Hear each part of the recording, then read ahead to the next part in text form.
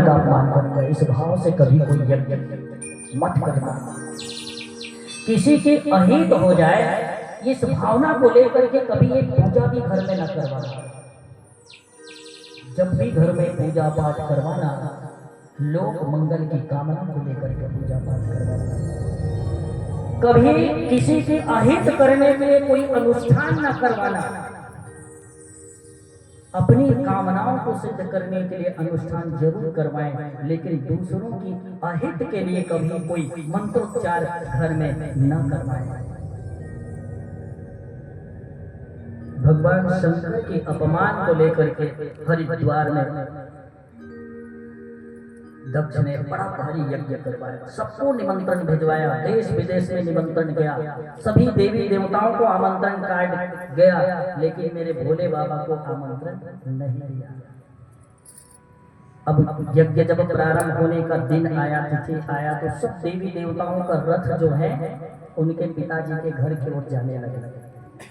बात समझना, संसार में भी जितने लोग ऊपर से हमारा सम्मान करते हैं, ऐसा दिखावा, ऊपर से सम्मान करने वाले भी समय आता है तो काम वही करेगा जिससे ज्यादा दुख हमको हो, वही काम करता है। तो देवताओं के लिए रास्ते तो और थे, है ना। जैसे रायपुर जाने के लिए रास्ते अनेक हैं, उधर से मेन रोड से भी हाईवे से जा सकते हैं, उधर से सिमगा मार्ग से भी रायपुर आ सकते हैं, और भी रास्ते हैं।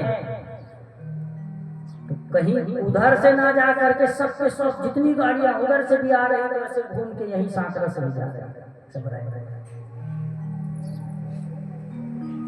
और भी रास्ते थे उनके पिताजी के घर जाने के लिए, लेकिन सारे देवी देवताओं का रथ जो है कैलाश पर्वत के ऊपर से ही गुजरने लगे। ऊपर से सुबह से ही रथ, देवी देवताओं का रथ जाते देख सती जी के मन में अकस्मात, ये विमान इतने आज कैसे इधर से जा रहे हैं। तो एक अकस्मात जिज्ञासा बस माँ सती जो है ऊपर से जाने वाले विमान, देवांगनाओं के विमान को रोका। ए बहन, कहाँ जा रही हैं? तो ऊपर से ही रथ ठहरा के उस देवांगना ने कहा, देवी तुम अभी तक गई नहीं? बोले कहाँ? तुम्हारे पिताजी के यहाँ बहुत बड़ा यज्ञ हो रहा है, उनको निमंत्रण कार्ड मिला है, वहीं जा रहे हैं। अब सती जी को झटका सा लगा, ओहो, मेरे पिताजी के यहाँ यज्ञ हो रहा है और मुझे भी आमंत्रण नहीं, मुझे कोई बुलावा नहीं, मुझे कोई पूछा तक नहीं। मन में एकदम धक्का सा लगा, लेकिन अपने दुख को संभालते हुए कहते, हाँ ठीक है बहन, मैं भी आ रही हूँ, चलो तुम लोग प्रेम से चलो, मैं अभी आ रही हूँ। अब सती जी विचार करने लगे, राम राम, मेरे पिताजी इतने बड़े यज्ञ कर रहे हैं तो मुझे आमंत्रण नहीं दिया। भगवान शंकर ध्यान लगाए बैठे थे। जैसे समाधि भंग हुआ, माँ सती उनके चरणों में जाकर के सेवा करने लग गए, खूब सेवा करने लगे। भगवान शंकर को लगा, सती जी आज आप बहुत ज्यादा धर्म निभा रही, क्या बात है। माताओं को जब कोई ज्यादा अपने प्रिय वस्तु प्राप्त करना होता है पति देवता से, तो उस दिन सेवा कुछ ज्यादा ही होने लगे तो पति देव लोगों को समझ जाना चाहिए कि सेवा ज्यादा हो रही है तो जरूर कुछ न कुछ मांग पत्र जरूर है। तो बोले बाबा भी समझ गए सती के भावनाओं को, तो बोले देवी क्या बात है? तब प्रेम से बताने लग गई देवी, प्रजापतिस्ते स्वसुरस्य सांप्रतम निर्यापितो यज्ञ महोत्सवः किल। अब बात कैसे कर रहे हैं सती जी?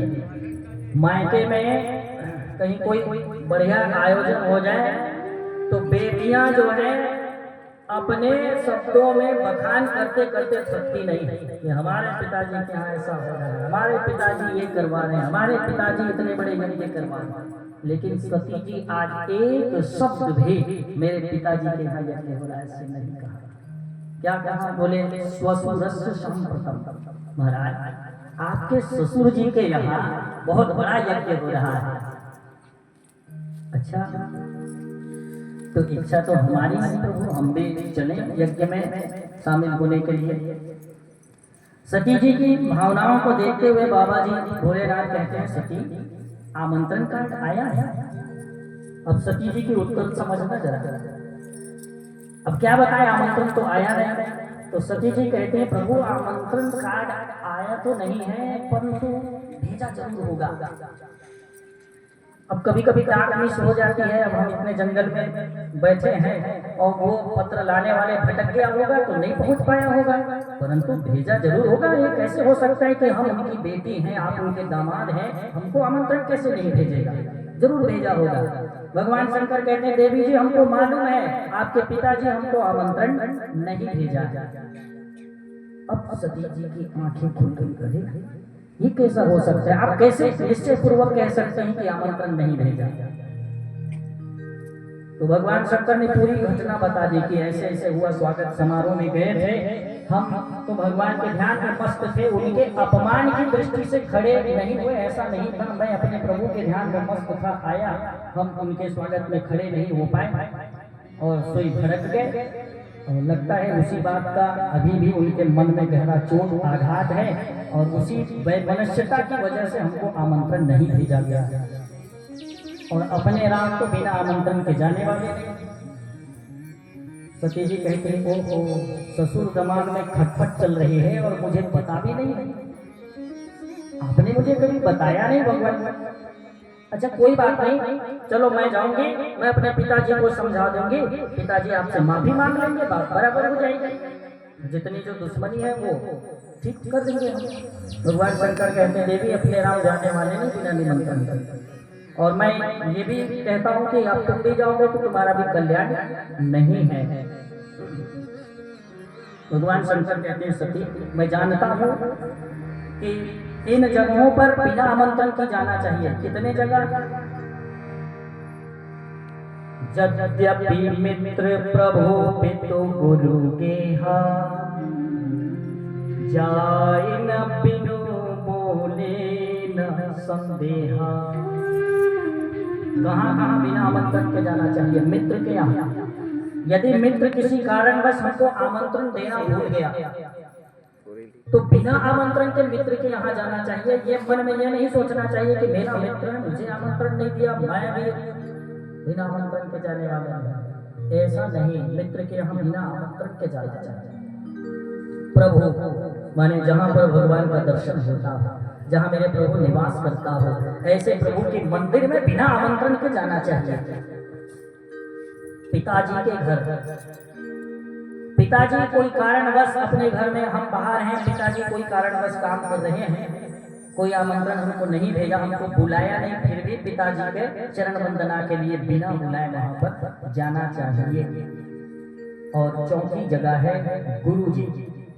अपना गुरु जी है, गुरु जी के यहाँ कोई आमंत्रण की आवश्यकता नहीं है। मान लो किसी कारणवश गुरु जी अपने चेला को आमंत्रण देने के लिए भूल गया तो भी चेला को जरूर गुरु जी के यहाँ जाना चाहिए। ये 4 जगह ऐसी हैं जहाँ बिना आमंत्रण के जाना चाहिए। परंतु देवी तदपे विरोध मान जहाँ को ये, इन 4 जगहों पर भी तदपे विरोध मान जहाँ कोई तहाँ गए कल्याण न होई। इन जगहों पर भी बिना आमंत्रण के जहाँ जाना चाहिए वहां पर भी यदि कोई हमारा विरोधी है, जिस हमारे जाने से वो हमारा विरोध करता हो, ऐसी जगहों पर नहीं जाना चाहिए देवी। जहाँ पर जाने से उत्पात की संभावना, अनिष्ट होने की संभावना हो, वहाँ नहीं जानी चाहिए। और मैं जानता हूँ तुम्हारे पिताजी मेरा विरोधी है और मैं वहाँ जाऊँगा तो बिल्कुल वहाँ अनिष्ट हो सकता है। और मैं कहता हूँ कि तुम भी जाओगे तो तुम्हारा भी वहाँ कल्याण होने वाला नहीं है।